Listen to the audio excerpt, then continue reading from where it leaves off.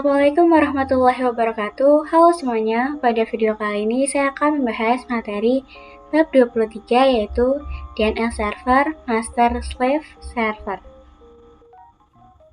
Jadi materi yang akan kita pelajari yaitu ada konsep Master dan Slave DNS Server dan lain-lain. 1. Konsep Master dan Slave DNS Server. Pada video-video sebelumnya, kita sempat melakukan konfigurasi pada Debian Server, yang dimana Debian Server ini sebagai local DNS servernya dan dia sifatnya menjadi master. Dan kita juga telah mengkonfigurasi yang mana kita mendefinisikan master pada Debian servernya. Jadi kita mendefinisikan type master pada Debian Server yang berarti Debian Server ini bersifat master ataupun aktif. Jadi terdapat dua sifat. Yang pertama ada master dan yang kedua ada slave.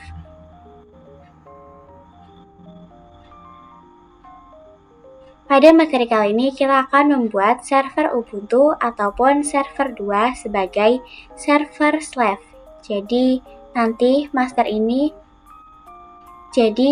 nanti master ini mati, ketika master ini mati, slave yang akan bersedia untuk menggantikan posisi master sebagai local DNS servernya. 2. Konfigurasi master DNS server.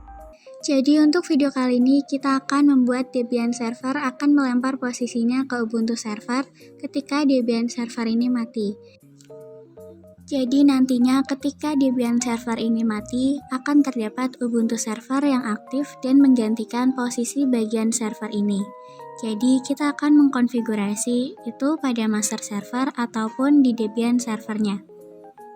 Langsung saja kita masuk ke nano name.conf.local. Bisa dilihat di sini bahwasanya kita telah mendefinisikan type master pada domain savia.com. Nah, sekarang kita akan melakukan transfer file ke backup server. Jadi di sini kita bisa enter saja bawahnya file, kita bisa tab, lalu tambahkan allow strip transfer kurung kurawa 10.10.10.3 titik koma, lalu kurung kurawa lagi dan titik koma. 10.10.10.3 ini adalah IP dari Ubuntu server yang mana kita akan mentransfer seluruh data DNS server ataupun data pin 9 ke 10.10.10.3 ini. Jangan lupa untuk mengkonfigurasi refer zone-nya, yaitu pada bawahnya file ini kita tambahkan allow strip transfer kurung kurawa 10.10.10.3 titik koma kurung kurawa lalu titik koma lagi. Oke, bisa langsung kalian simpan saja. Lalu kita akan coba cek apakah konfigurasinya error dengan perintah name strip check conf. Di sini tidak ada output jadi tidak error. Nah, sekarang kita akan mengganti serial number-nya pada nano db.savia. Di sini kita ganti menjadi 6 saja. Seperti ini. Lalu kita juga akan melakukan konfigurasi tambahan pada db.savia yang mana kita akan membuat NS baru pada bawahnya NS1. Ini kita akan buat NS2 yaitu add, lalu tab in, tab lagi NS, lalu ns2.savia.com. Lalu di bawah sini juga kita bisa tambahkan NS2, lalu in, tab A, tab 10.10.10.3. Di sini langsung saja kita save. Dan kita juga akan mengkonfigurasi pada nano db.10. Kita harus mengganti serial number-nya karena kita akan melakukan perubahan konfigurasi. Kita ganti menjadi 6. Lalu di sini saya akan membuat konfigurasi baru yang mana ini memastikan bahwasanya 10.10.10.3 ini merupakan pointer ataupun IP address dari ns2.savia www.sevia.com. Ini kita bisa tambahkan 3, lalu tab in ptr, lalu tab ns2.sevia.com. Lalu kita save saja dan pastikan lagi tidak ada konfigurasi yang error dengan name strip checkzone sevia.com db sevia. Jadi di sini tidak ada yang error ya, dan kita akan cek juga yang db.10. Sama di sini juga tidak ada error konfigurasinya. Lalu langsung saja kita restart dengan sistem CTL restart Bind 9. Konfigurasi Slave DNS Server. Mengkonfigurasi Slave DNS Server. Kalian bisa buka Ubuntu-nya, lalu kalian install Bind 9 dengan apt install Bind 9. Selanjutnya, jika sudah, kita akan masuk ke cd/etc/bind. Lalu kita bisa ls. Nah, di sini terdapat template atau file konfigurasi yang bisa kita gunakan. Di sini kita bisa langsung saja masuk ke nano name.conf.local. Lalu di bawah ini kita bisa ketikkan zone petik sevia.com _, enter 2 kali, lalu kurung kurawa lagi dan titik koma. Setelah itu di atasnya kita tab, lalu ketikkan type slave. Lalu untuk di sini kita tab lagi dan ketikkan file db sevia. Lalu titik koma. Konfigurasi slave ini berbeda dengan master karena dia ini akan disimpan pada /var/change/bind. Lalu di sini kita enter juga dan kita tab, lalu kita ketikkan matters kurung kurawa 10.10.10.2 titik koma, kurung kurawa lagi dan titik koma. Dan sekarang kita konfigurasi juga river zone-nya, yaitu zone 10.10.10.in strip header .arpa, lalu kurung kurawa, enter 2 kali, kurung kurawa tutup, lalu titik koma. Di atasnya kita ketikkan type slave titik koma, lalu file db.10, lalu enter.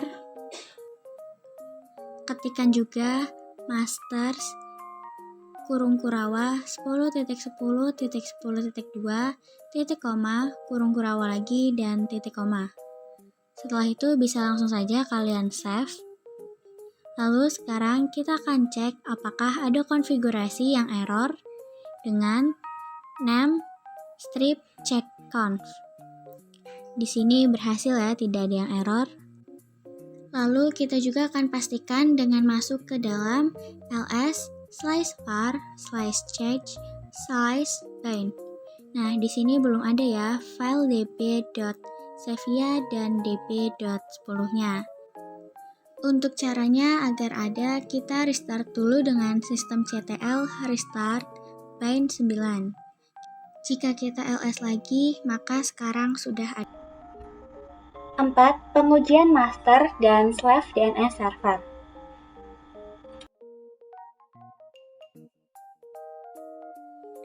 Kita bisa masuk pada Ubuntu Client, yang mana kita akan menguji apakah Debian server ini berhasil sebagai master dan Ubuntu server ini berhasil digunakan sebagai slave. Ini kita akan mengkonfigurasi resolvernya terlebih dahulu dengan perintah nano/etc/resolve.conf. Di sini untuk username-nya kita baru memasukkan 10.10.10.2. Kita bisa tambahkan 10.10.10.3, lalu langsung saja save. Nah, sekarang kita akan melakukan tik pada domain tik.xavia.com. Nah, di sini bisa dilihat bahwasanya terdapat 2 DNS server, yaitu 10.10.10.2 dan juga ada 10.10.10.3. Nah, bagaimana kita untuk menggunakan 10.10.10.3 ini sebagai yang master atau berfungsi ketika Debian server atau 10.10.10.2-nya mati. Kita coba save atau power off Debian servernya untuk melihat apakah nanti slave-nya akan berubah menjadi 10.10.10.3. Nah, jika Debian servernya sudah mati, maka di sini sudah berganti. Dan jika ini saya nyalakan lagi Debian servernya, maka dia akan berpindah ke masternya, yaitu 10.10.10.2 atau Debian servernya. Kita coba lagi tik.xavia.com-nya. Mengkonfigurasi permanen resolve pada Ubuntu client. Di sini bisa kalian ketikkan dulu IP address. Kita lihat IP address 172.16.1.24. Ini saya dapatkan dari DHCP server, yaitu dari router Debian. Nah, begitu juga dengan resolver ataupun DNS server yang bisa kita dapatkan, itu kita bisa mendapatkan melalui Debian router. Default router ataupun DNS server yang kita terima biasanya 8.8.8. Itu diterima oleh klien dari DHCP server yang memberi DNS servernya, yaitu 8.8.8.8. Nah, jika kita ingin Ubuntu Desktop Client ini memiliki DNS server yang tetap, yaitu 10.10.10.3, maka kita bisa lakukan pada konfigurasi DHCP server. Namun di sini kita akan coba dulu masuk ke setting, lalu kita coba disable dan enable, lalu kita cut IP address-nya dan saya akan lihat konfigurasi resolvernya. Maka kembali ke default-nya, yaitu tidak ada, karena kemungkinan di DHCP servernya itu tidak melakukan konfigurasi pada DNS server. Di sini pada Debian router bisa kita ketikkan perintah nano/etc/dhcp/dhcpd.conf. Kita scroll sampai ke bawah. Nah, di sini untuk option domain name-nya itu kita bisa ganti saja menjadi 10.10.10.2, 10.10.10.3.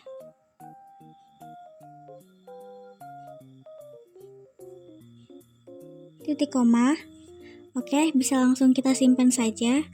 Nah, sekarang kita restart dulu dengan systemctl restart isc strip dhcp strip server.